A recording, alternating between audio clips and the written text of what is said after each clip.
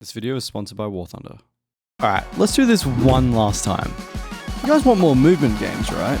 Well, I'm Cream, and for the last month, I've been sifting through Steam's extensive library to find 4 new movement games, true diamonds in the rough. And you gotta trust me, man, there is a lot of rough. I'll be covering my favorite features, where they're at in development, release dates, as well as things I'd like to see added. And I can confidently say that by the end of this video, you'll have wished you'd heard of them sooner, especially this first game. But first, this video is sponsored by War Thunder. War Thunder is the most exhaustive vehicle combat game ever made that you can play right now for free on PC and consoles. Take control of over 2,500 vehicles ranging from tanks, planes, helicopters, and ships from 10 major nations. That's biplanes and armored cars from the 1900s to modern fighter jets and battle tanks. Become immersed in the intense combat of War Thunder, where incredibly detailed vehicles, realistic graphics, and punchy sound effects place you right in the middle of the most powerful war machines of our time. And you know what else I've got? Decorations! And there's something for everyone. Whether you're begging to be shot out of the sky or go with something that's a little more realistic, this game's got it all. Countless camouflages, historical markings, and decorations for all types of vehicles, including community-created ones. And I personally recommend checking out the community page for said skins. There's some impressive ones for sure. So join a worldwide community of over 70 million players in intense PvP battles today. With an unmatched wealth of high quality content to discover, there is no game better suited for fans of military history. Now you can play War Thunder for free on PC, PlayStation or Xbox right now by using my link in the pinned comment or description. Whether you're new to the game or returning, players that haven't played in at least 6 months across all platforms will also receive a massive bonus pack. This includes multiple premium vehicles, the exclusive vehicle decorator Eagle of Valor, 100,000 Silver Lions, and 7 days of premium account. And finally, to celebrate the new year 2024, all players grab 3 exclusive Gaijin snail decals until the end of January. Elf, Rudolph, and Grinch to festively decorate your vehicles with. Once again, these are available for a limited time only, so don't miss out. Now this one starts with a question. Why would cardboard bleed?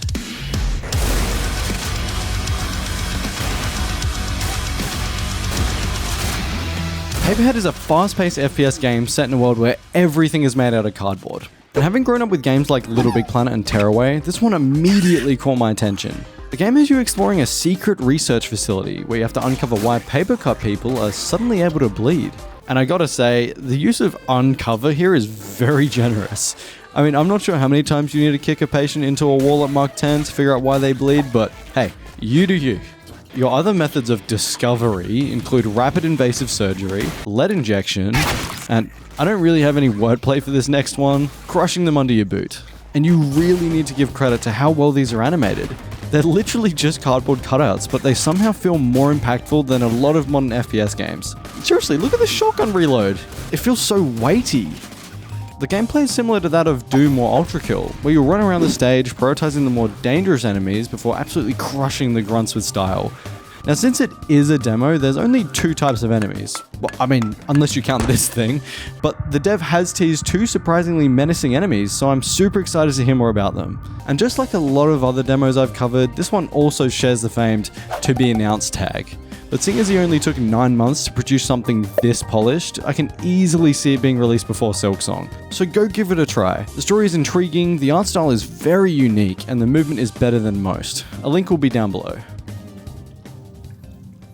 Sticking with the theme of waking up in location I don't know you pick, we have Grimhook, an action-adventure platformer focused on mid-air combat and momentum-based movement. He said it! The game follows an explorer called Dart and a patron goddess named Kaitalia as they uncover the mysterious disaster that left their shared island home in ruins. I don't think I've ever been so immediately invested in a demo as I have with this one. I mean, I'm hooked. Let's start with the movement because holy shit is it good. It combines all my favorite mechanics. You've got TF2's Pogo Jump, Ultrakill's Grapple Hook, Titanfall's Wall Run, albeit a little toned back, and a few other ones. And it feels really good, like too good. Chaining them all together makes you feel unstoppable. But it wouldn't feel nearly as good as it does if it wasn't for the killer map design. There's always something there for you to keep up your ridiculous momentum, whether that's a platform protruding from the water or a well-placed grapple point. It's really satisfying. But you know, it's not just the movement that's satisfying.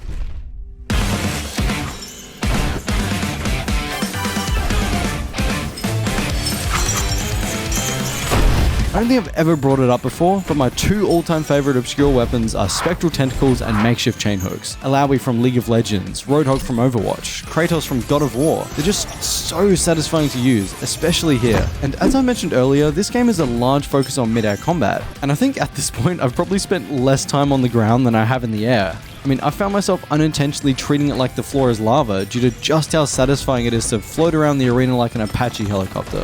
The combination of combat and platforming is perfectly executed, but I would like to see maybe a few more abilities and interactions with enemies. Actually, I've got a list of them, hang on.